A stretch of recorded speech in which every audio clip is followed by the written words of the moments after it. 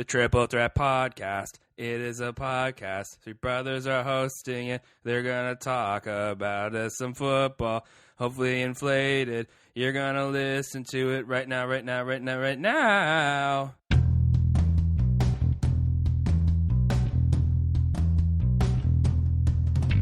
we're back. Hello, everybody. Welcome to Triple Threat Podcast. Matt Vaughan here on the East Coast.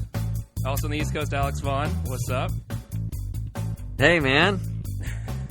Alex, you wanted to judge that intro? What would you judge that one? Hey, somebody Alex? told me that was pretty darn good. It took me way too long to realize what song that was, and I hope if that was even the song. That's on me, of course. What song was that? Well, that was like a Weird Al parody of a song? Somebody told me you have a boyfriend who looked like a girlfriend that I had in February last year. I got another one for next week, too. Yeah. Oh, you have another one for next week already set? Yeah, for sure. Yeah. Oh, man. I won't be too fancy with it. Weird Al already covered that song. He's got that covered, literally. Did he talk you about can it? do it. You're allowed to. Okay, good. You're allowed to do more than one. Exactly. That voice is Will Vaughn. He's on the West Coast. Last week, we did not talk about football, which you might have thought was weird. Considering it was Monday morning, we would have been all up on our football. We talked about football for like a half hour. Yeah, we talk about football a lot. Just not about the football. Just not about the most recent footballing. Not the football. The footballing, yeah. So, you mean today... we'll talk about the team who won the Pro Bowl yesterday. Congratulations to them and to the All-Stars. Yeah, the NHL. NHL like, and to the winner of the Royal Rumble. Congratulations to you. Whoever that is. Jake Roberts? Well, did you say Jake Roberts? Yeah, Jake Roberts. And what else happened? There was a... Congratulations to the Australian Open winner. Maybe that's not out yet, actually. Nope, not even close. Not even close. Okay, well... Saudi Arabia has a new king. Genie and Milos are still in there. See, I think maybe I should do, We Didn't Start the Fire next week or something like that. Okay, I mean, let's not. I mean, you did it once. It went okay. Let's not start planning too far ahead. Cola. As soon as you get to Cola Wars, then you can't take it anymore. Rock and roll, the Cola Wars. I can't take it anymore. Yeah. I like that was relevant enough for him to mention in the song. But guys, Super Bowl is set, and of course, that's all anyone's been able to talk about all last week. The excitement of the Seattle Seahawks and the New England Patriots. There's been no distractions. It's been all about the game, all about the base, the fan base, the big fan base, the 12th man in Seattle, the whatever the New England Patriots fans are called in Boston. I guess it's probably it's called Patriots. Patriots, yeah. So yeah, wearing your hat like your Paul Revere hat. Is that what they're called, Paul Revere hats? No, I don't know. Ravens Nation is what you call a Ravens Nation. What do you guys call Ravens Nation? I guess Ravenistas. Yeah, you can call it Patriot. You call it the Patriots Universe if you want to borrow from WWE. Pat's Nation. Ugh, that's the WWE Universe is one of the stupidest phrases WWE has ever said on someone's fan name. So stupid. They've been phasing that out, thankfully. Thank God, it's so dumb. Just say fans. Yeah, just say people who like our product. Well, that's too many words, but just say fans. The people who like our product from the WWE. Yeah. So, of course, that's all in jest. The only thing people need to talk about this week is how the Colts are a bunch of whiny babies who make up excuses for losing games.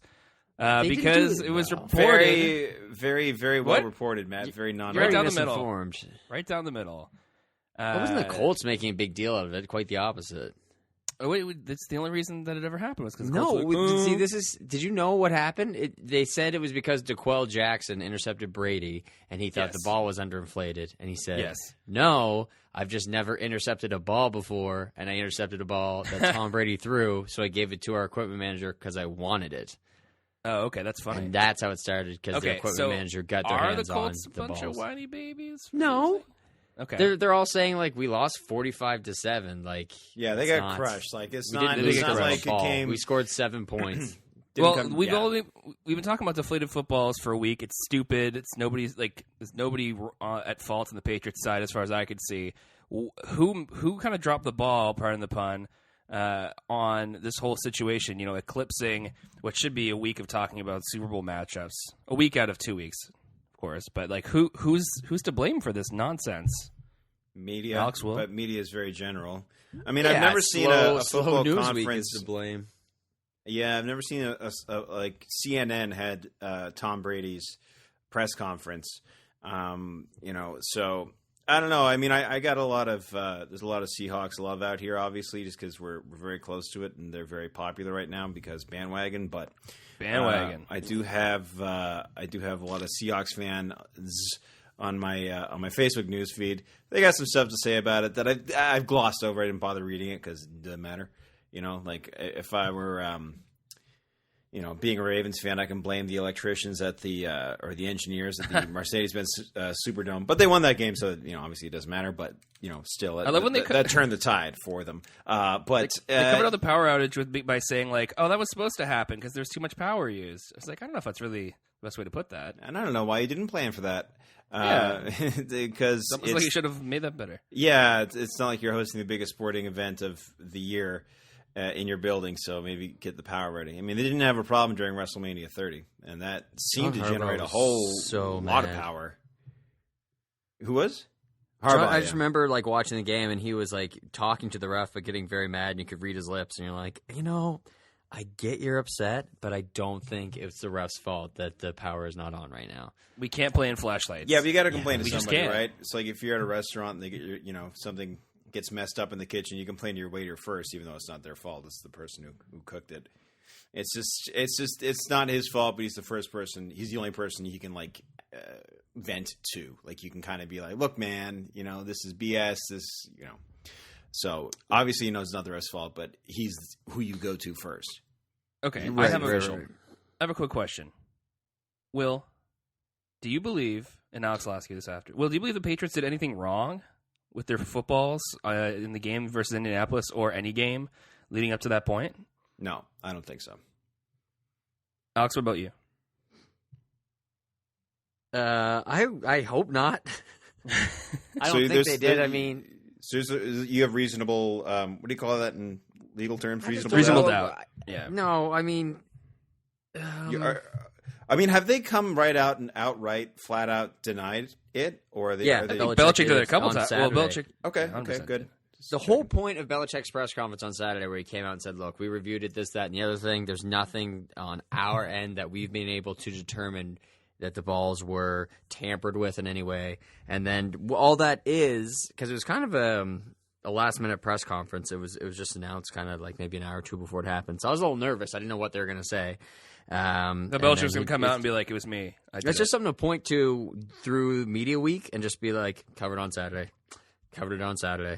We talked about it on Saturday." Like everything the whole team has to say on Deflategate, which I mean I've said a number of times, so I hate the suffix gate. I like Balgazi. Yeah, Balgazi. That Slate article is interesting. That is an interesting article. Have you seen it? What definition of interesting are you using, Alex? Your definition where it's bad, or interesting as in it is you are interested in what they're saying? Yeah. So I'm interested in what they're saying. Okay.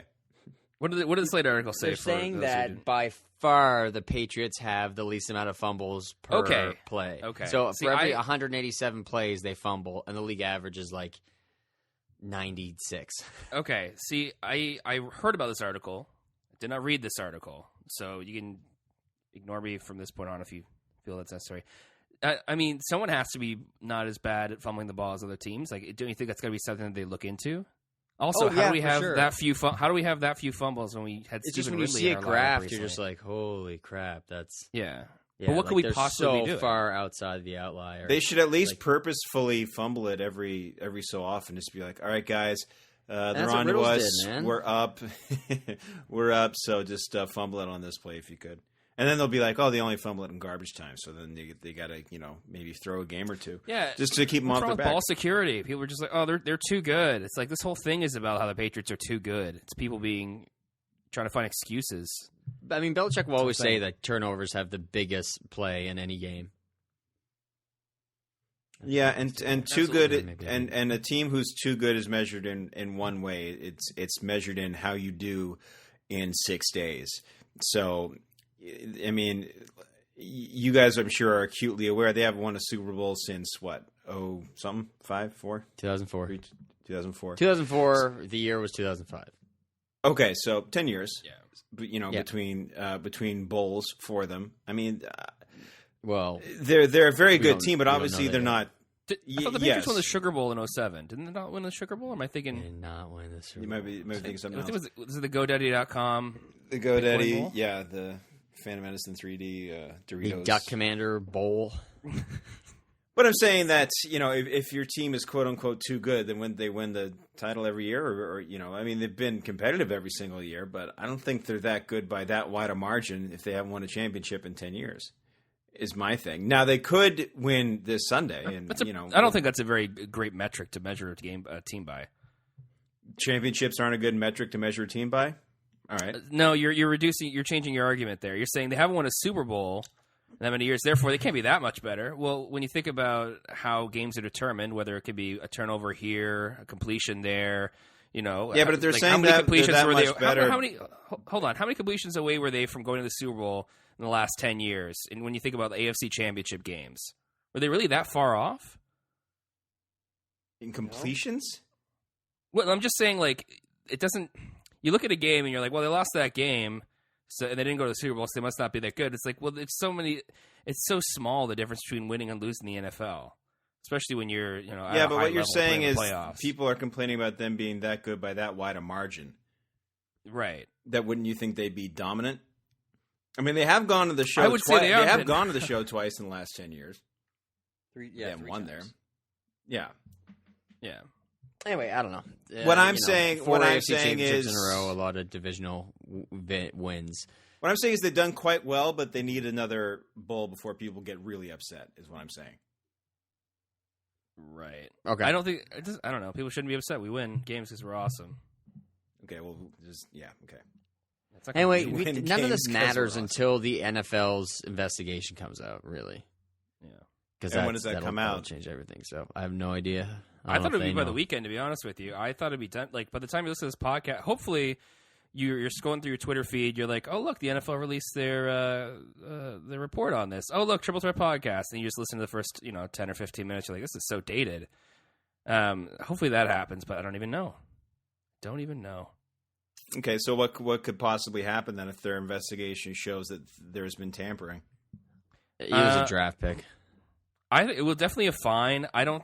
The thing is, they'd have to prove it. They'd have to prove there's intentional tampering. I don't think there has been. Right. Well, that's what I'm saying. We don't know if their investigation comes out that they have, so that would mean that they had proved it. If the investigation comes out that way, but it hasn't come out yet. I'm saying if it does, what would happen? I would have a very hard time if it was the case. It would happen. I've seen a lot of articles say all quarterbacks tamper with football. So it's like, well, tamper is a word that is exclusively a negative connotation. Yes. It's not that quarterbacks tamper with balls. It's that they get them where they want them to be. They massage them.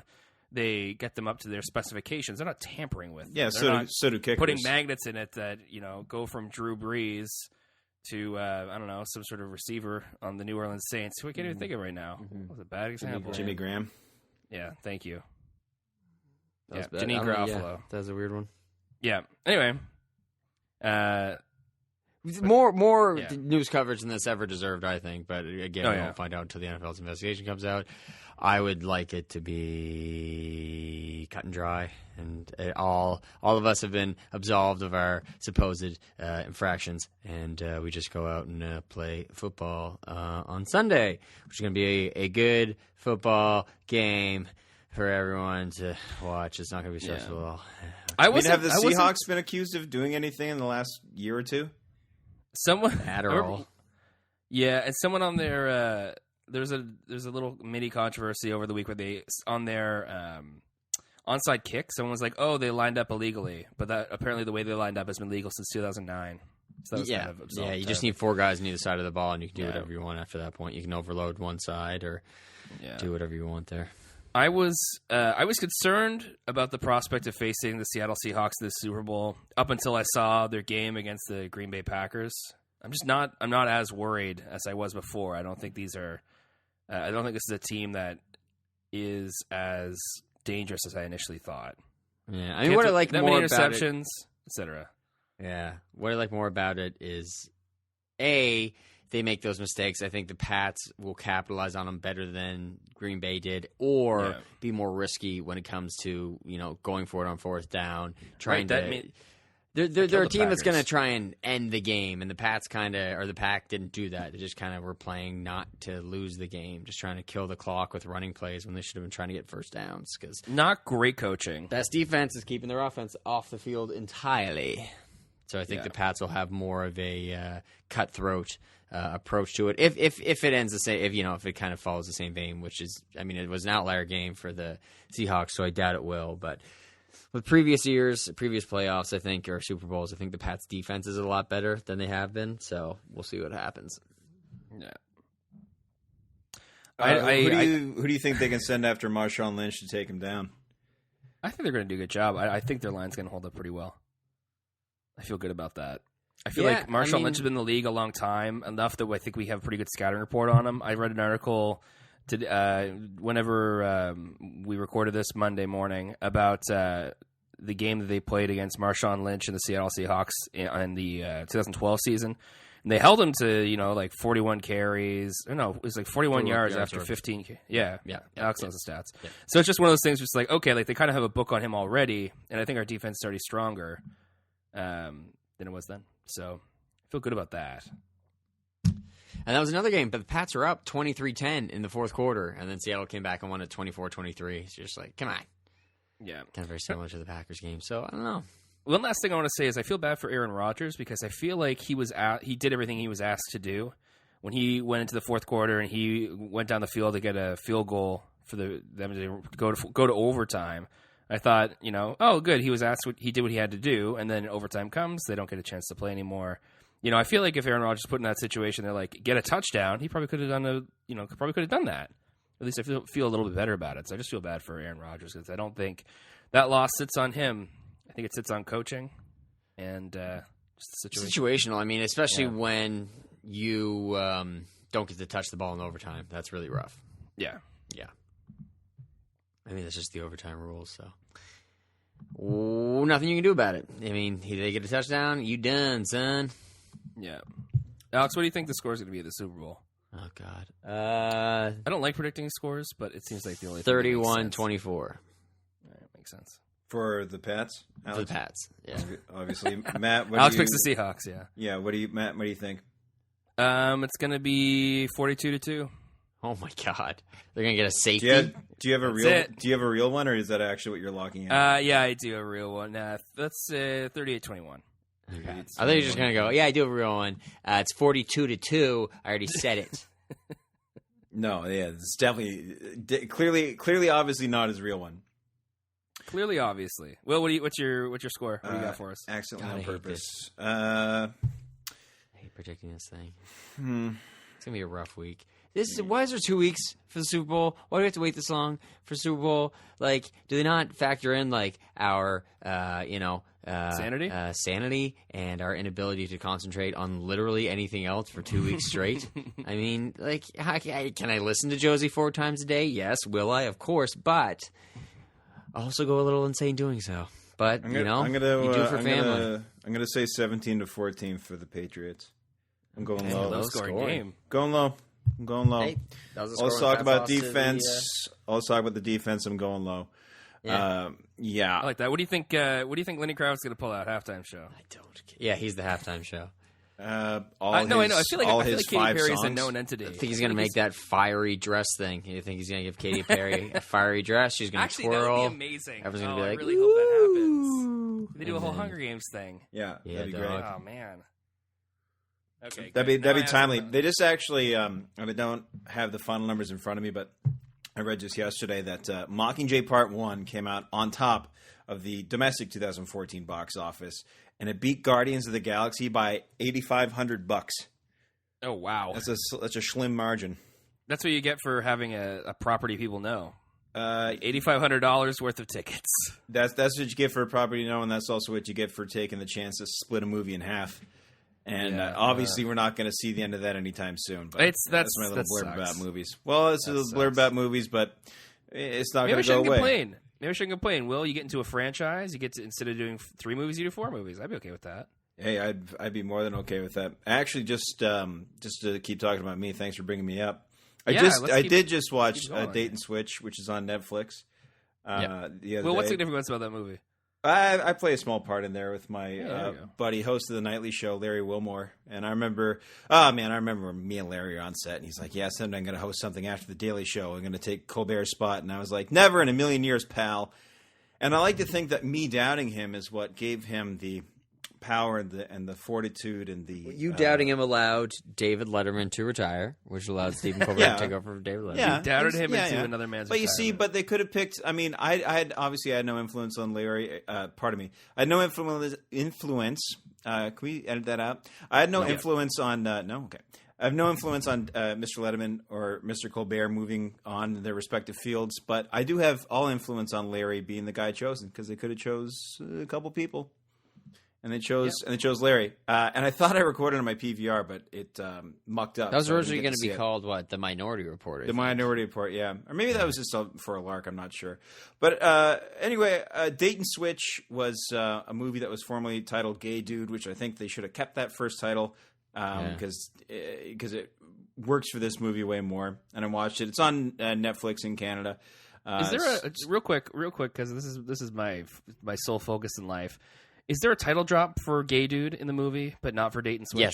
Yes. There's a bunch. That bums me out. Yeah, because there's a bunch of title drops for Gay Dude, it was actually like a surprisingly enjoyable little movie, and it's a shame that it didn't get seen by more people, but it was nice. And I noticed like a lot of people I knew were in it, and I noticed a lot of stuff got cut out, and thankfully I remained in the final cut, so that was cool and rare for me. If you know anything about my A-Team experience, what was it? A-Team and I guess Beth Cooper. Beth Cooper, you kind of got it.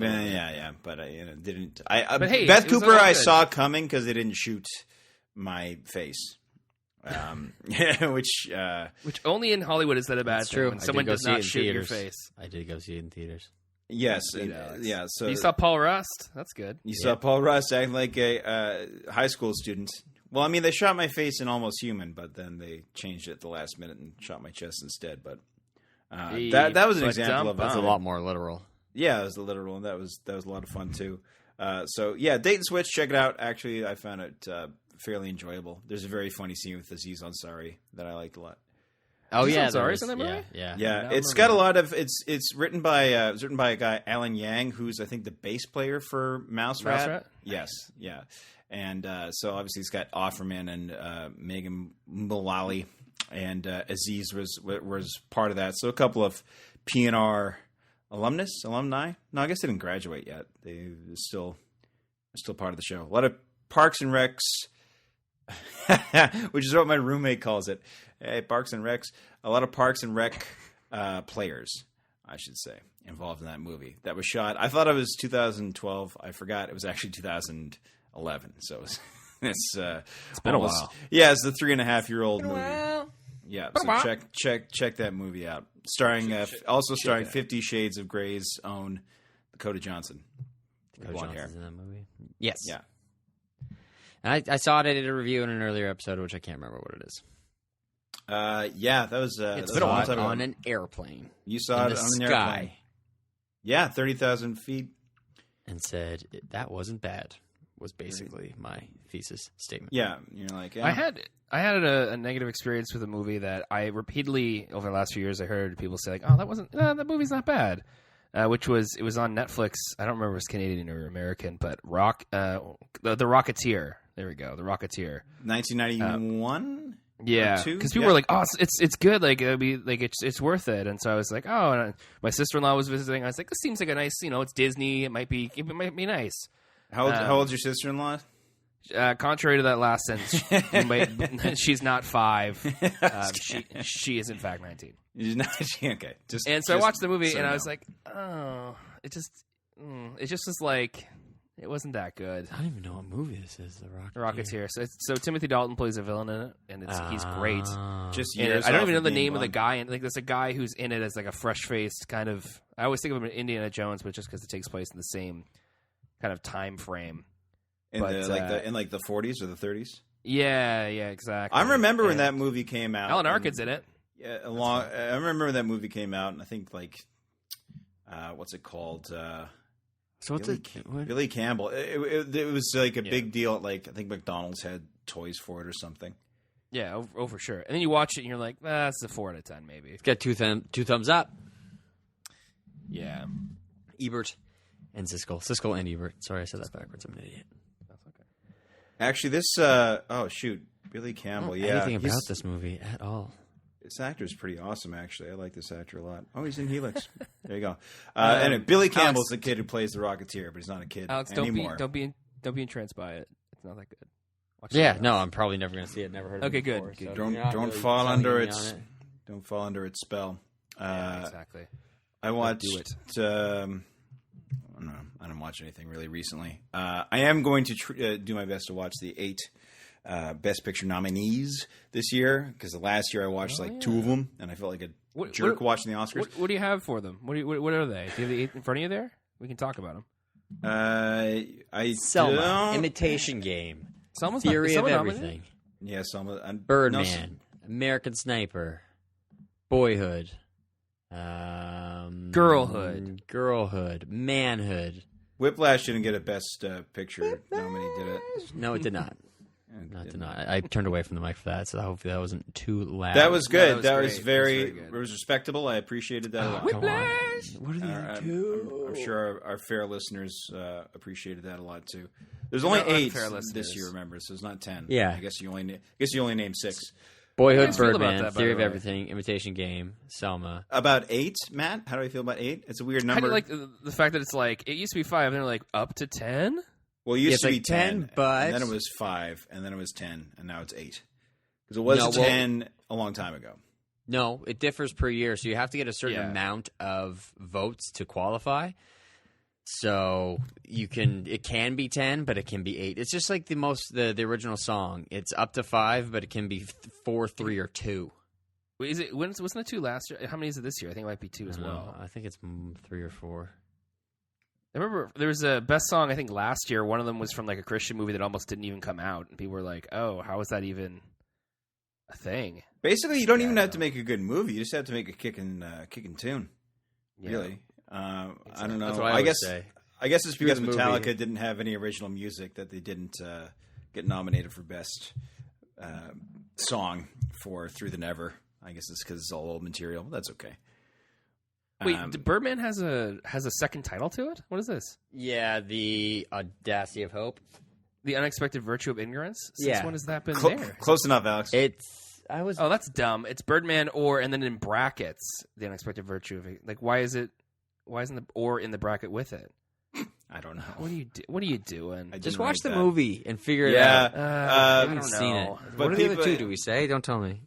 Grand Budapest Hotel. I wouldn't know. And it is Whiplash. It is okay. Whiplash. Cool. Yes. Yeah, I was right. Told you. It is. Sniper, Nice. Birdman, Boyhood, Grand Budapest Hotel. And yeah, okay. Yeah, we got it all right. You're just going to say Grand Budapest Hotel differently every time? Grand Budapest Hotel. That was a reach. I got a jarb. It's not that hard. Okay, so let's go down. Let's see what we've Okay. seen. I'm going to go now. Yeah. Well, I mean, I don't know if that's... Did you guys see SNL or no? Like, for when? No, From Blake Shelton's Saturday? on Saturday. Yeah. Oh, no, not yet. And Will hasn't either. No, I was watching Royal Rumbles yesterday. Well, all day. then never mind. Anyway, back to Deflategate. That's the cold open, so that's nice. Okay. You've reached maximal national news capacity when you're the cold open on SNL. It's true. Without giving too much away, that's the cold open. Will, have you seen any of the Best Picture nominees yet? Yeah, I've seen Budapest and I've seen Birdman, and I forgot all the other ones you said. No, I will be watching American Sniper soon. I've been wanting to watch. Oh, it was Foxcatcher that wasn't nominated for Best Picture that I thought would be. I do want to see that movie still though. But just the still of it, or do you want to see the whole? I do want to see that movie still. I get it. Because a still, like they call it a motion picture, but a still would be just a picture. I saw Imitation Game. I like that. Yeah, photograph. Oh yeah, I'll IG. see I'm going to check out. Boyhood has to come out again. I've seen it come out in some theaters. It's like a special. What do you call them? Representation or an event screening or something like that. There's another movie. I think it's Budapest is going to make its way into theaters again for like a week or two, just to get that extra get some Oscar bucks for being nominated, which is not uncommon. So yeah, I've seen 2 of the 8, so 25%. I'm doing better than last year. Last year you only saw 2 out of 10. Kind of, you're still. Percentage wise, you're still. Yeah, percentage wise, yeah. It's 20%. It's 5% up, 5%. Yeah. Good for you. Yeah, I'm trying to be a conscientious moviegoer. I'm drinking from my Tervis tumbler some Maxwell House coffee. Make your house a Maxwell House with Maxwell House coffee. Nice. Baltimore Ravens, Tervis tumbler. And they're not even. Have we talked about how Tervis tumbler sounds like a member of the defensive line of the Baltimore Ravens? I think we have. Tumbler. Yeah. Okay, good. I think you did. I think you might have mentioned that. Yeah, I think we mentioned that already. Have we talked about listeners? If you can remember us talking about that, please. I'm positive we did. We talked about how I was the one who had the correct Super Bowl prediction every week. Seahawks and Pats, baby. That was back in August. I was just like, yeah, here's what's up, and I was right. Well, you still have one. You still have one more prediction to come true. No, the actual winner. Yeah. Well, you predicted the score though. Winner. Yeah, the actual winner, but the score as well. All right, so I think let's get back to Super Bowl predictions. I think Katy Perry is going to sing "Roar." I think that has to happen. Yeah. I think we're going to get a little American Woman from Lenny Kravitz, or maybe not. Sure, we're going to get the riff from him, and she'll probably sing it with him, and it's stupid. American Man. No, then they'll have Roger Daltrey will come out and sing it. Like from right. From the Who. And I really hate the Who. Oh, they're bad. Yeah, they suck. Podcast about them. What's your complaint about the Who? They're just dorky. No, dorky's not right. Dorky's not the right word. I just think they are some of the worst lyrics in rock and roll, and I just think they're insanely overrated. Because people are like, oh, they're so good.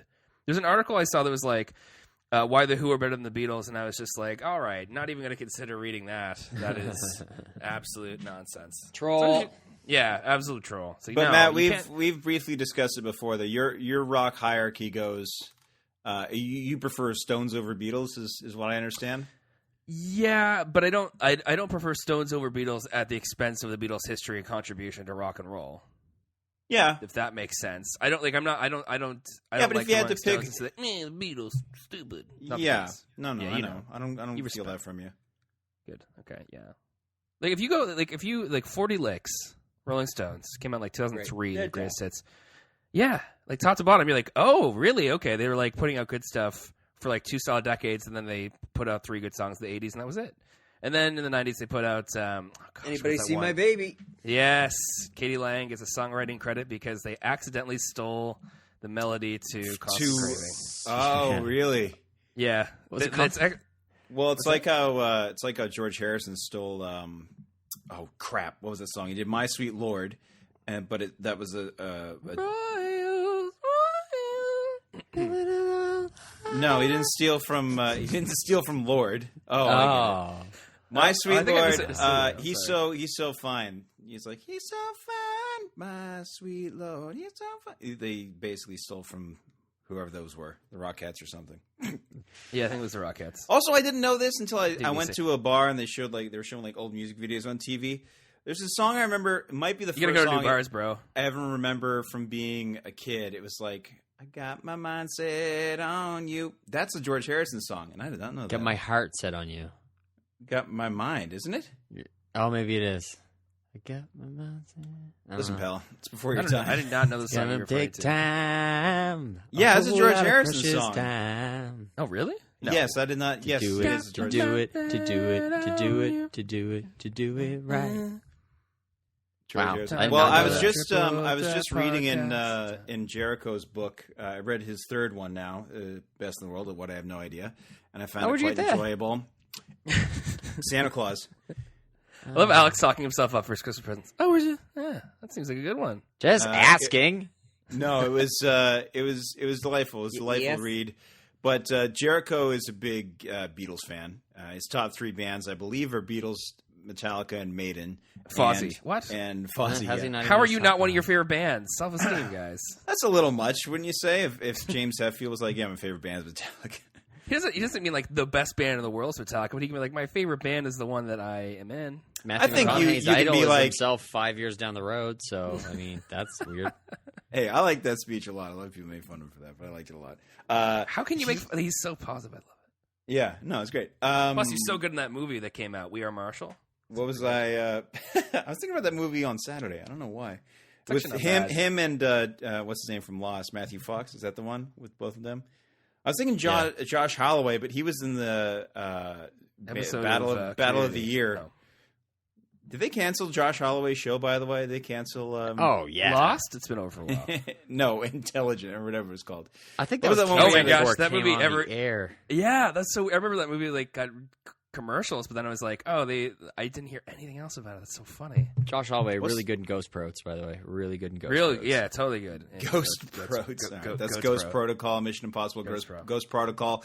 And while we're on the topic, we're not on a topic. I'm still talking about Jericho's book, and I'll go back to it in a second. But I wanted to say something that had been sticking in my craw all week from last week's podcast. Now, pull it out of your craw, Will. Could you pull it in the direction of your craw, please, Will? I would. It's a family show. Yeah, PG-13. So listen, in the direction of your craw.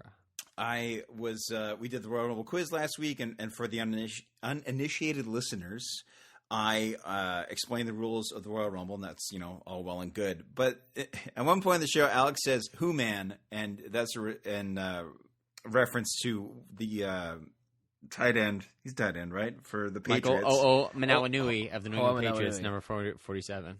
Okay, good. So one of your programs, of course. That's all I wanted to. That's all I wanted to say is just an explanation of who that guy is, because you threw out Who Man, and I'm like, if I have to explain the rules of the Royal Rumble, I think you should have to explain who Man is, and I don't know why, but that's been bothering me all week. And he's the third best tight end on the New England Patriots. And you know what I don't have to explain? I don't have to explain ish. Ish, I know, but you did. So you're backpedaling on your own argument. You're falling back on your own morals. You're waffling, sir. You're waffling. Enjoy your morals, Alex. Enjoy your Oh, Snapple. Oh. Inside By the way, 11 months till Boxing Day, just so you know, everybody. No, I read Jericho's book, Best in the World, but I have no idea. He's a big Beatles fan, and he and like some of his music buddies always get together, and they just kind of like they just have like a big gush fest, right? Just like, oh man, Beatles are so great, and blah blah blah, and blah, blah, blah. And they're always comparing. I mean, they're not always comparing Beatles and Stones, but then they met up with this one guy who kind of deflated. I wouldn't say deflated all their Beatles arguments, but made a lot of arguments for the Stones. So like, yeah, the Beatles are, one of the arguments being the Beatles were around for 7 years. The Stones are going, 40 licks was what you said like 10 years ago. So now they're up to like 50 licks or however many licks. They're up to a lot of licks. Anyways, they're at the center of the Tootsie Roll by now. What I'm saying is there are definitely arguments on Tootsie Pop. Both sides. They had out for their 50th anniversary. I actually really liked it. I can't remember what it's called now. But they are two fairly different bands. They just happen to have come out around the same time. What else did you say to deflate them? I like this. Oh wait! Oh no, not deflate. I did not. Oh, you said the unmagic word. I'm going to grab the book. 1 sec. Okay. Unmagic word. Do we need to talk amongst ourselves? Because I don't know how to do this. I'm going to figure No, it's fine. I want to say this is the first, by the way, for the Triple Threat Your first book you ever read. Good for you. We usually go to the internet to compare things or reference things, and now I'm going to a book, and actually I can't remember where the heck it was. Do you see this Josh Gordon news, by the way? No, what happened? He was selected as one of the astronauts to go to Mars. Can I tell the friggin' story? Tested positive for alcohol, and because of the stage in which he was in the NFL substance abuse policy, he is suspended for 1 year. Can he come back to the CFL? Nope. They made a rule a while ago that if you're suspended, like after the Ricky, what's his name? Ricky Williams, after he went to Toronto, they changed in the CBA. We're like, well, I mean, if you're suspended here, you can't go somewhere else. So this is just reported right now, but it looks like he's going to be banned for 1 year for testing positive for alcohol. Yeah, it's a delightful. Which sucks. If you're a Browns fan, which I think only Will's roommate Zach is a Browns fan in the entire world, and he's hardly Zach a Browns Brown fan either. No, not a Zach Brown fan. What the heck is this? This is going to be impossible to find. I'm still working on it. Glossary or whatever. Yeah, Jericho's book has a glossary in it. Will, what was your goal here? You're just searching through the whole book looking for one passage. Do you know roughly where it is? Yes, and I'm roughly searching where it I thought was. Oh my god! Your market. Well, while Will is looking for that, I'll just say, folks, I watched Alice in Wonderland on Blu-ray over the weekend. That movie is crazy, and there's like a 5-minute sequence. Like every time you're like, "Oh, this has nothing to do with the plot of the movie," and then halfway through the movie, you're like, "Oh, this movie has no plot." That's what I heard about it. They're just like, it's just. The difference between that and Fantasia, which I also watched this weekend, is that Fantasia is overt about not having a cohesive plot uniting the whole movie, whereas Alice in Wonderland is just like, here are things that happened one time to no end. Alice doesn't change by the end of the movie. Nothing happens. Not to say it doesn't have any value. It's pretty great. I've given up on my efforts to find it. I couldn't do it. I've quit. I quit. Okay. Well, Will, I never quit anything in my life until this day. And I quit looking for that passage, but anyway, I'll text you guys later. It'll be private. Excellent. I will tweet a picture of that text. I don't care. Yes, thanks, Alex. Listeners will not be privy to this information. Can we just, speaking of Alice in Wonderland, which Matt brought up, can we just stop letting Johnny Depp do whatever he wants to do? That Mordecai movie looks just gosh awful. Well, and it also got annihilated at the box office too. It bombed big time. Yeah, that's what I'm saying. Like, they think he's a draw, but I mean, has he not bombed? Like, what was that remake he had of that? Where he was like a vampire, but it was like a comedy. Dark Shadows, and then like other stuff. It's like, come on, guys. There's very obvious that he's not a draw unless he's in an established like epic such as Pirates of the Caribbean or Alice in Wonderland or something. He's not a draw on his own, which people have yet to realize that. It's sad now that I think the closest comparison to him as an actor now is Adam Sandler in terms of someone who somehow gets work based on I don't know what exactly. Like the Lone Ranger that also made no friggin' money. Yeah, that was a bomb. And, I love when people were like Transcendence. Lone Ranger wasn't successful because it was based off a radio serial from 90 years ago or something. Dark Shadows, man. Sandler. Hey, wasn't The Tourist nominated for a Best Golden Globe or something like that? Yes, Golden Globe. There is. Yep. Okay, well, obviously, you know what I'm trying to say. And then it came out just like that musical Best... 9, and they're just like, "Oh, this is actually terrible." It was not good at all. That was a disappointing thing to see in the movie theater. Adam Sandler, Blended last year. That did really badly for him too. Actually, Sandler's reunited. Sandler's teaming up with Netflix. Good. Can't wait for. And that. I know the runner of Netflix, whatever his name is. I don't call him like a. Well, I guess he's an exec. He wants to launch 20 original series per year. But all those series could have like second seasons and everything like that. Yeah, Adam Sandler. Mm-hmm. The All-Star Adam Sandler, yes. The All-Star Adam Sandler as his Jill character from Jack and Jill. And he'll play his own sister in every episode. Nice. I'm very in favor of Adam Sandler having 20 series with Netflix every year. Yeah, I mean, I don't see anything he's in, so I also don't care. That's helpful. Yeah. Oh, yeah. Oh, God, he's so bad. Yeah, so that's a good comparison as Johnny Depp has become the Adam Sandler with the same box office pastiche as well, where it's just like bomb after bomb after bomb after bomb. Jeff Goldblum's in it. That's bumming me out. Whatever. Did you know Jeff Goldblum was in a Law & Order series for a little while? Yeah. I did not know that until I was on a weird. I've never really sat down and watched an episode of Law and Order, but I was all over their Wikipedia a couple weeks ago. It was a dark time, and I found out that Jeff Goldblum was in a series of it. The darkest timeline. Did you know Vincent D'Onofrio also was? I did. Okay. Do you know Lawrence Fishburne also was? Oh, wait, no, it was CSI. No, it's Ted Danson. No, it's CSI. No, it's Cheers. Oh, that's Woody Allen. Oh, no, that's Scott Bakula. Oh, no, it's NCIS. Sorry. Oh, sorry. No, that's Enterprise. That series about Star Trek that lasted like 2 or 3 seasons. Oh, yeah. Yeah. What is that show? Oh God, no, I'm not even gonna remember. The Simpsons. Try. No. God. What's it called? I feel like the guy was in Star Trek, but maybe he wasn't. But he also had a show that was like Xena Warrior Princess, but it was a dude. Oh, Hercules. God. Hercules. What's his name? Andromeda. Kevin Sorbo. Yeah, Kevin Sorbo. But there's one scene where I hope you're talking about what I think you're talking where about. the direction is he's supposed to look disappointed, but instead he just yells out the word disappointed, like disappointed. It's like no, they kept it in. That's direction. It's not your line, and they kept it in the in the show, and it's awesome.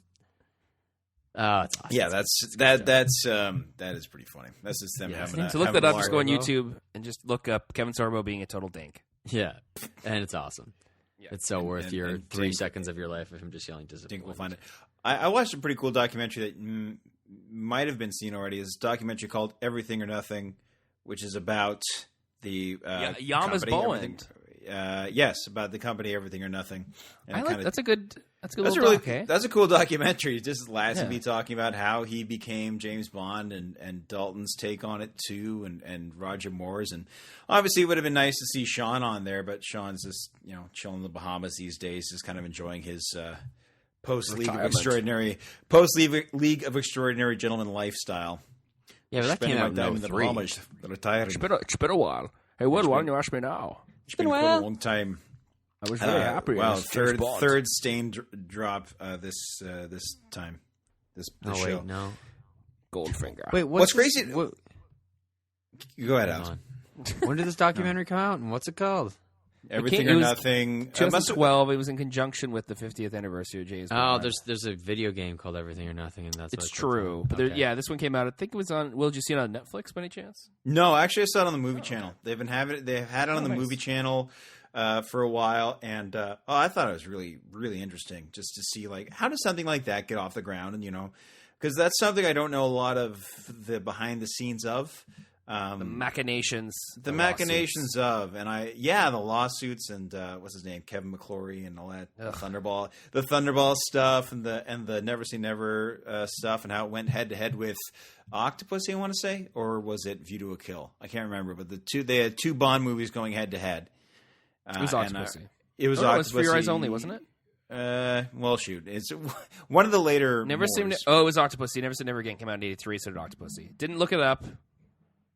Right off the top of his dome, he didn't have to go to a book or anything. But I think I mentioned Octopussy. I'm glad you figured that out eventually. Anyway, Octopussy beat it by about 27 million. I thought that was interesting. The story of Lazenby becoming James Bond is insane, and it's something that's just so Hollywood. And what's interesting to me too is that Sean Connery does Never Say Never Again, and then when he's promoting it on Carson. He's already bald with a mustache. He's already rocking the old Connery look. It's like that. I guess he must have been wearing a piece in Never Say Never Again. He always wore a piece. After I think the second James Bond movie, he was wearing a piece in Goldfinger on. Yeah, really. He went bald quickly. What's funny to me about those movies too is that he still has all his hair. What was that movie, From Paris with Love or something? Did he have all his... No, he was bald in that, but that was a character choice, I'll bet. That was a character choice, I'm told. So I got to go back and watch Goldfinger and look for the wig line. What I like too about those old 60s Bond movies that all the women are voiced over by the same woman, just with various accents. That is amusing to me. I'd actually like to. Have you read any of the books, Matt? I think you had some of them, didn't you? Or I might be. I connected with somebody on Kijiji and bought way too many James Bond books for a reasonable price, and I haven't read them yet. But they're half of them. I think I have them, and half of them are at our parents' house. Way too many books at a reasonable price. That's a book. That's the bookstore when it's open. Way too many books at a reasonable price. Because I actually want to check out those books and. Give him a peruse. I think that'd be a lot of fun. But yes, highly recommend that documentary. Oh, and the story about Brosnan and Remington Steele and being Bond in the 80s and just all that insanity. It's just so crazy to me. And they make it happen though. I like Dalton. Dalton is worth it, guys. I think he is, and they talked about how dark License to Kill was, and Dalton being like, "Look, if they wanted, to stay the course, then I would have said no.